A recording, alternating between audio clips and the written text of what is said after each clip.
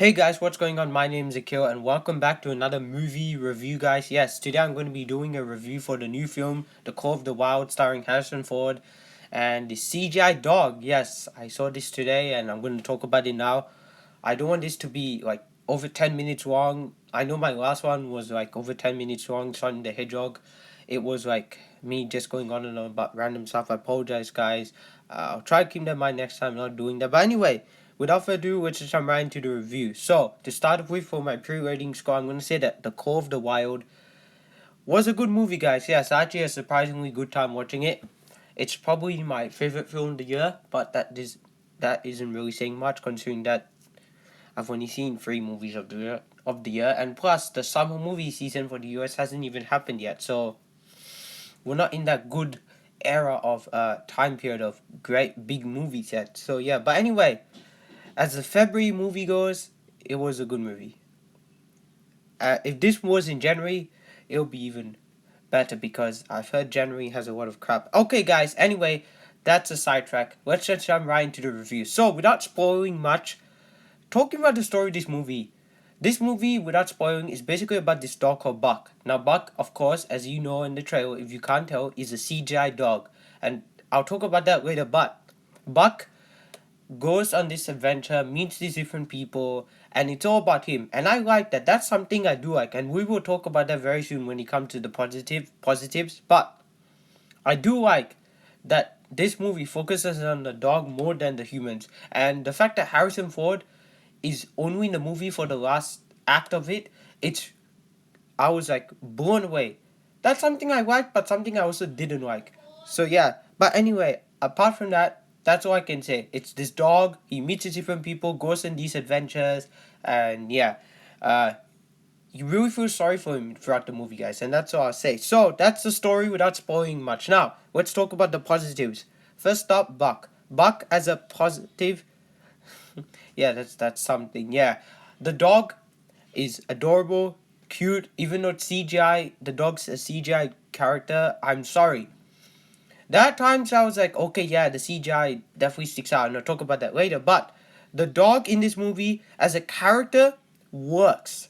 You felt for the guy, when he did something funny, you kind of laughed. When you feel sorry for him, and he gets kicked out of these places, you sympathize. You feel sorry for him. When he gets beaten, you're like, okay, maybe you should do something about that. When he fights back, you're like, yes, I'm so happy he's doing that. Buck is a good character. He's easily the best part of this movie. Harrison Ford did his thing, but Buck stole the show. He was the highlight of this movie. He's by far one of the coolest dogs I've ever seen now recently in a film. Yeah, it was even better than last year's character voiced by Bryce Dallas Howard in A Dog's Way Home or whatever that was called. I think it was called. Yeah.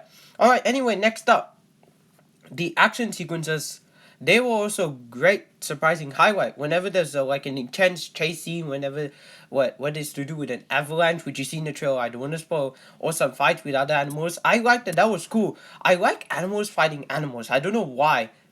Maybe it's because the Lion King lions fight each other. I know, I just like that stuff. It's kind of cool. It's like breaking away from the norm. Like, we always see humans fight each other. When animals fight each other, it's really freaking cool. You're like, yes, this is like awesome. And I won't spoil, but there is a fight in this movie that's like, damn, that's like intense as hell or something for a kids movie. Yeah. And I gotta say, there's some intense stuff in this movie, so kids be warned, parents be warned. There's some intense stuff. So yeah, and third and finally, for positives, we have heart. There's heart in this movie. It's a wholesome movie at times. Definitely, it's a very wholesome movie. It's a Disney film, whatever, but it's owned by Fox. And also, fun fact: the Fox logo is not called 20th Century Fox. It's 20th Century Studios, and you'll have to get used to that.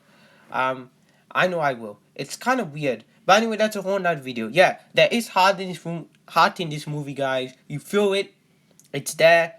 It it definitely makes the movie something more than it is. That part definitely kind of felt cliched. The man, the dog, okay, you know what's gonna happen here, you know what's gonna happen there. I kind of saw the ending, it was kind of predictable the way things went, but still, there's heart in this movie, and that's all that matters. It's wholesome, and that's all you want from a movie like this, yeah. But anyway, there are negatives. There are three things I do want to talk about that are very important. First of all, they could have had more of Harrison Ford.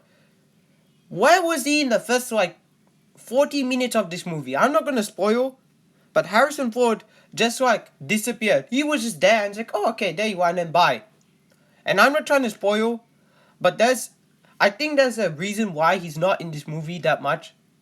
And I'm not gonna mean and say, oh, he couldn't have done all the stuff because he's too old of his age, whatever. He does stuff, but it's only in the last act. And we'll talk about that next. And so yeah, definitely, this thing annoyed me. We could have had more of Harrison Ford. He's on the freaking poster, for goodness sakes.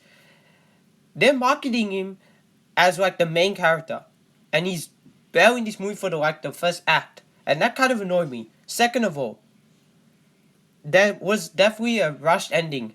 This movie had a bit of a rushed third act. The third act felt rushed, oh, they throw the adventure at you right at the last act, and they're like, okay, we do this, and all that. Some parts kind of slowed down, yes, but it felt rushed. This movie could have been about that adventure, but the fact that it wasn't ruined it for me. But I did like that though, how they flipped it on your edge. You thought it was going one way, but it wasn't. So that part was kudos. But still, I wish they would have spent more time on that adventure element with Harrison Ford's character and Buck. So yeah.